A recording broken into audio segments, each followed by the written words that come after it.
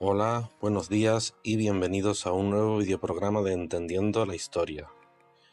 Hoy seguimos con César y vamos a hablaros del Triunvirato y de la Guerra de las Galias. El paso a la condición máxima de cónsul lo dio César en el año 59. Consciente de las fuerzas del Senado, dominado siempre por los conservadores, en el que César siempre se había librado inteligentemente de sus desafortunadas vinculaciones con el reverde Catilina, comprendió que sólo una alianza entre poderosos podría neutralizar a los equites. Propuso entonces a su viejo amigo y valedor Craso constituir, juntamente con Pompeyo, una sociedad de defensa mutua que los obligara siempre a actuar por unanimidad. Institución luego conocida como el famoso Triunvirato. La alianza fue efectiva y César, en compañía de Calpurnio Vítulo, un candidato de los equites, fue designado cónsul. El Triunvirato se fortaleció. Además, con el matrimonio de Pompeyo con Julia, hija de César, César a su vez se casó con Calpurnia. Había repudiado por infidelidad a Pompeya, su segunda esposa, en el año 62, después de un escándalo episodio, durante los misterios de la Bona Dea, una fiesta nocturna y exclusiva para mujeres, que tenía lugar en casa del propio Julio César. Una de las sirvientes descubrió la presencia de un intruso disfrazado de mujer, Pluvio Clodio, lo que provocó la indignación de los asistentes. Se acusó a Pompeya de ser amante de Clodio, extremo que nunca pudo probarse. César no quiso dar crédito a la denuncia y la absolvió a ambos del delito de adulterio en el que se habían visto inculpados. Todo el mundo se asombró de que aún así repudiara a su esposa, pero él contestó con una frase que se le ha hecho famosa: la mujer de César no solo debe ser casta, sino parecerlo. La legislación progresista de César tenía una base agraria.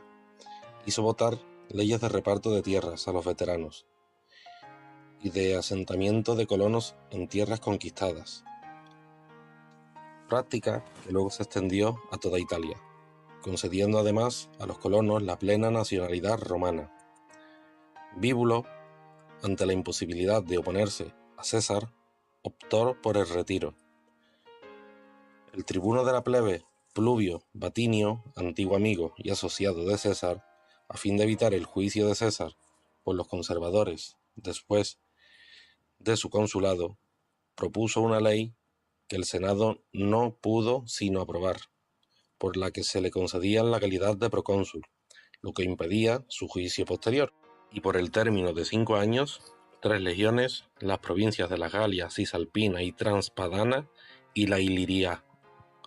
Estas concesiones fueron renovadas por 5 años más en abril del 56, en la reunión de Luca, a la que asistieron los triunviratos, o triunviros.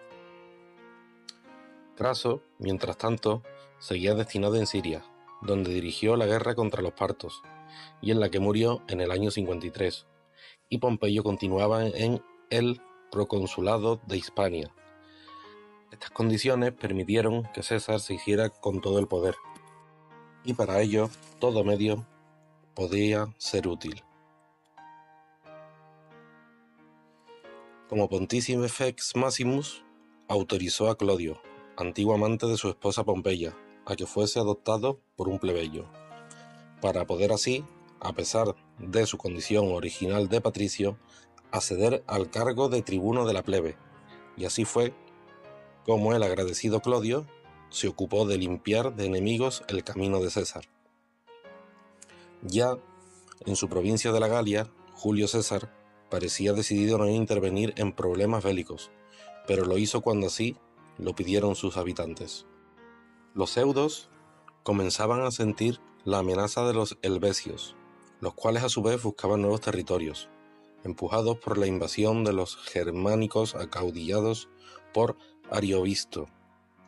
Las legiones de César acudieron en ayuda de los eudos y vencieron a helvecios y suevos. Esto marcó el comienzo de la ocupación sistemática de la Galia por la fuerza de César, ayudando por sus lugartenientes Labieno y Craso. Fue una lucha prolongada, en la que el país fue literalmente saqueado. Un tercio de su población murió luchando, y otro tercio, probablemente, fue vendido como esclavo. Sucesivamente, en acciones en las que César conoció también la derrota, fueron sometidos todos los pueblos galos. En medio de esta lucha, entre los años 55 y 54, César desembarcó en Inglaterra y peleó hasta más allá del Támesis, pero finalmente tuvo que retirarse. Al año siguiente, en el invierno del 54 al 53, volvió a agitarse la Galia. Se sublevaron eburones y trevinos, y finalmente todos los pueblos galos, bajo el caudillo de Vercingétorix. Los romanos conocieron el desastre en la batalla de Gergovia, pero las fuerzas de Vercingétorix fueron sitiadas largo tiempo y finalmente vencidas en la Gran Guerra de Alesia. La rendición de los belgas en Useiodonum puso punto y final a la dominación de las Galias, aunque el sometimiento total solo se logró en el invierno de diciembre del año 51 a febrero del 50, tras reducir pertinaces focos de resistencia. Los soldados romanos salieron enriquecidos de estas campañas, los oficiales, naturalmente, aún más. César saneó sus finanzas, enriqueció las arcas del Estado, fue largamente generoso con sus amigos y hasta reservó una importante cifra para el futuro. Inundó con tanto oro la ciudad de Roma que el noble metal se depreció en por lo menos un 30%. La Guerra de las Galias fue registrada en De Bello Gallico, una de las dos obras conservadas de César, escrita en el 52 y 51 a.C., que no solo es el documento más valioso para el conocimiento de aquel hecho, sino también debe ser considerada como una pieza del latín clásico. La otra obra conservada de Cayo Julio César, con el nombre de Bello Civili, literalmente inferior a la primera, tal vez porque no tuvo ni siquiera tiempo de revisar sus manuscritos, se refieren a los hechos que cubren la guerra civil entre los años 49 y 45. El inmenso poder acumulado por César provocó el pánico del partido senatorial.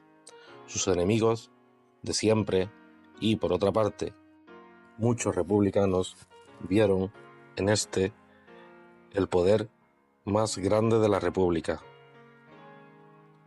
Y además, circunstancias internas tenían convulsionada a la ciudad.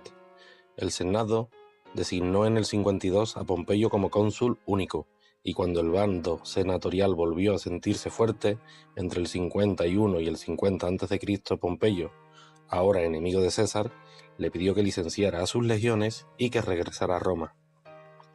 En esa tesitura, vacilante e indeciso, Julio César se hallaba frente al pequeño río Rubicón, que separaba la Galia cisalpina de Italia, cuando, según unos por su proverbial osadía y según otros por imperativo de los hados, fue presa de un impulso irrefrenable y arrastró a sus tropas tras de sí, exclamando: «Alea iactaes, la suerte está echada».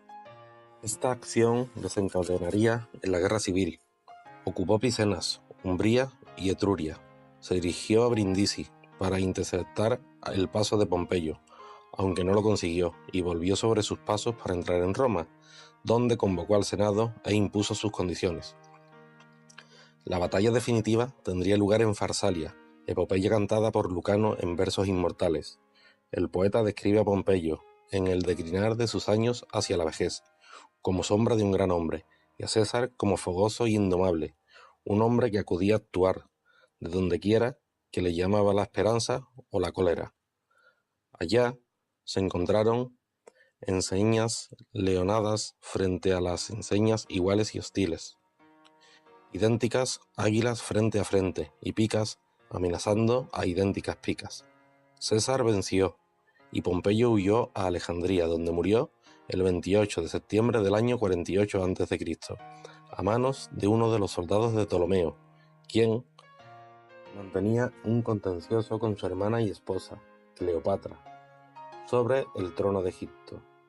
Al enterarse del trágico final de Pompeyo, Julio César lloró su muerte. Bueno, y lo dejamos por hoy y esperamos que os haya gustado el videoprograma.